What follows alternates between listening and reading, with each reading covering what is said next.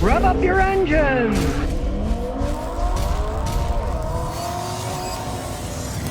Well, everybody whines at Toyota because they didn't jump on the electric car bandwagon. Well, decades ago, everyone was saying, oh, great, they make hybrid cars, the Prius. Oh, they're great, now they hate them, right? Well, Toyota's now working on a 900-mile range EV battery.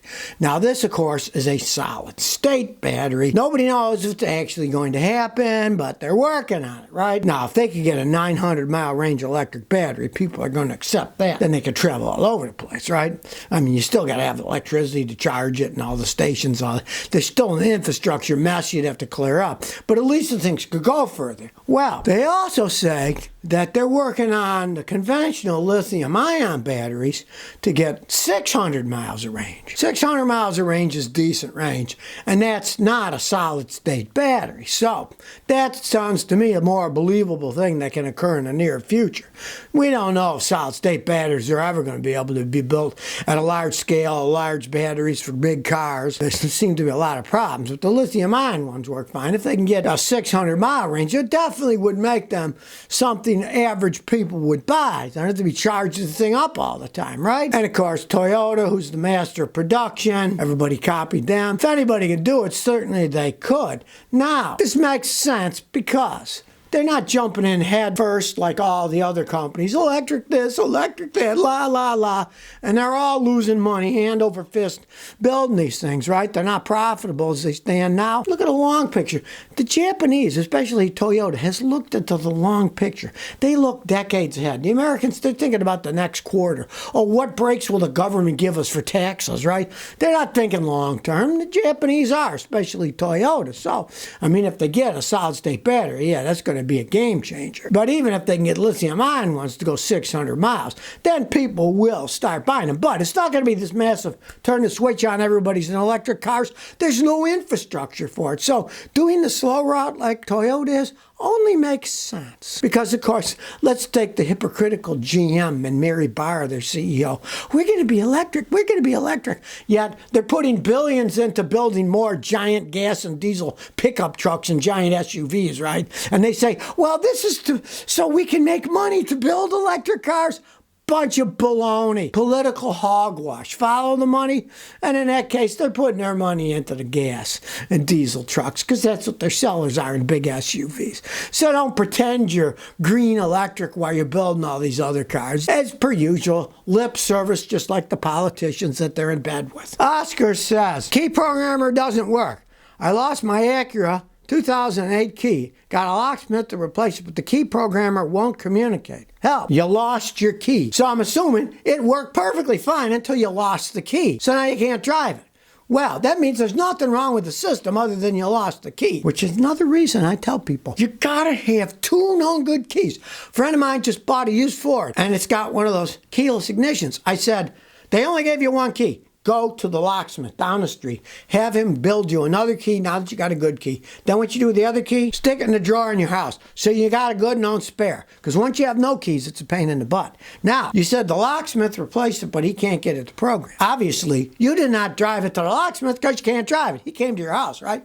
A lot of these locksmiths that do house calls, they shouldn't do them on cars because they don't know what they're doing. In your case, the guy doesn't know what he's doing or he doesn't have the correct equipment to work on a 2008 Acura. I, on the other hand, have machines coming out the wazoo. I must have 50 scan tools or more, right? And a bunch of them can program keys. All right, the latest one I got is this Autel Maxi Ultra. It's for high voltage cars too, electric cars, but it also does the others. I just programmed the key. It took me 10 minutes. It worked fine. You got to find a guy who's got a machine that can program. The guy you hired was an idiot. He didn't know what he was doing. He says it won't communicate. You know why? Because his equipment's garbage. If he has good equipment, it'll communicate. It takes 10 minutes for me to program one of those keys. Right? Now, if yours is a key, it's an '08. I don't know if you got a keyless system or a key, but if it has an actual key, of course, at some point in time, you got to go to a locksmith because they got to cut the key to make it work. But then it has to be programmed, and this guy obviously does not have the correct equipment to program, and he says it fails to communicate.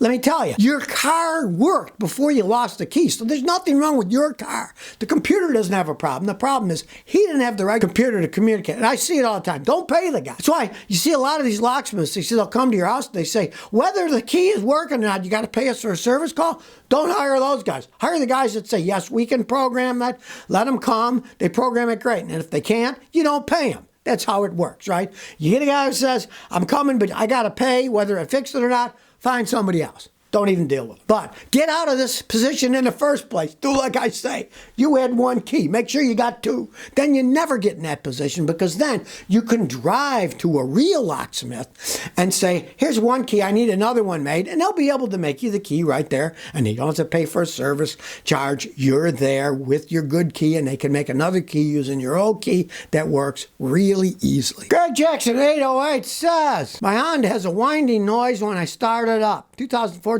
Accord, 72,000 miles. A winding or grinding noise when I start it up. I replaced the starter. My mechanic says it's going to cost $4,200 to fix it because they have to replace the flywheel. Any advice? Your mechanic is a giant scumbag crook. Flywheels will make a noise when they're worn out. The starter engages the flywheel with the gear. You tried the starter, didn't fix it, so the flywheel's worn, right? All right. The flywheel costs like $700 if you buy it at the dealer. You can get them cheaper, but even at $700. The labor is less than $700. To me, that's $1,400. And this guy wants $4,200. To begin with, go to someone else. Forget this guy. He's an absolute crook.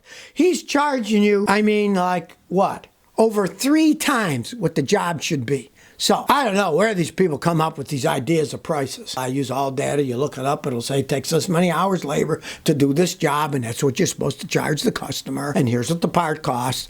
And to me, it's a $1,400 job. And the guy says $4,200, he's a crook. Don't ever go back to that guy. He's just ripping people off. That's way, way too much money for replacing a flywheel. Yeah, you got to take the transmission off and then put it back on. But the flywheel is just bolted to the back of the engine. Once you get the tranny off, you take it off. Now, you could also pull the engine out and do the job, but it's cheaper we're pulling the tranny. The engine's got all that electronic stuff you got to take off to get the engine out. Is a pain in the wazoo. It's a lot easier pulling the tranny than bolting the flywheel off, putting the flywheel on the engine, and putting the transmission back on. So go somewhere else. Winter says, my oil filter won't budge. I got an 01 Toyota Tacoma. I can't get the oil filter off. I bought one of those special tools that fits on the end, but it just bent it. And then it poked a hole when I tried channel locks, and the oil leaked out. I can't get it off. Hell, the idiot that put it on before, he said it was done at the dealer, so they were idiots. When you do an oil filter change, you gotta get the filter off. You get the filter off, there's a rubber gasket. You put oil on the rubber gasket. So when you screw it on, the oil makes it seal, but the oil also lubricates it. So then you can get it off. If it's dry rubber, when you screw it onto the metal of the engine, it will get on there so hard it's almost impossible to get out. And obviously, they didn't lubricate it, right? Now, you got a hole in yours and all the oil leaked out. You can't drive it anywhere now, right? What you basically got to do, and I do it all the time when I get some stupid thing like that, is get yourself a cheater bar. And one of those cheater bars that has one end that's pointed, right? Get a hammer, beat it all the way through the filter, then start pulling on it, and eventually you'll get it loose. It's going to be a mess. There's going to be things stuck all over the place. But when you get a hole the whole way through and you start turning it, eventually it will break loose and come off. And then, like I say, all you got to do is oil the seal and put it on by hand, as tight as you can get it by hand, and that's plenty fine. You're never supposed to tighten it up with a wrench, because then they get too tight and they don't come off. They're made for lubricating with oil, then screwing them on by hand, as tight as you can with a hand, and that's plenty good enough. Now, if your hands are covered with oil, yeah, get a paper towel, put it over it so it doesn't slip. Get it as tight as you can. Once they're oiled, they'll be tight, they won't leak, and they will come off. Vino Morphosis said, did my brother make a huge mistake? My brother bought a used 2013 Chevy Silverado with 125,000 miles on it. He paid 18 grand. I couldn't believe he paid that much for a 11-year-old Chevy. Did he make a massive mistake? Well, he probably did. As far as I'm concerned, the last good Chevy Silverado was around the year 2000, 2001, and their quality's been going steadily downhill since then. They make tons of them in Mexico where the quality's garbage. The rear ends weren't any good. The Mexicans didn't tighten them up tight enough, so they already had a lot of wear in them, and they'd wear out at 50, 60,000 instead of 200,000 or 300,000. Pray his last. He paid an awful lot of money for something that old. Their quality. Now, strangely enough, my AC guy in Tennessee, he's got two 2500 GMCs. They're better made. He had a Silverado before he got the 2500 GMC, and he said it was the biggest pile of crap he ever had. It was a later model one. It was 2015, 16 or something, and he said it was horrible. But he likes the 2500 GMCs. They're stronger, better built. But as the Silverados as they stand, they don't make them like they used to. And that is probably one of the poorer ones when they really started making them cheaper, 2013, 14, 15, and they just became problematic machines. So if you never want to miss another one of my new car repair videos, remember to ring that bell.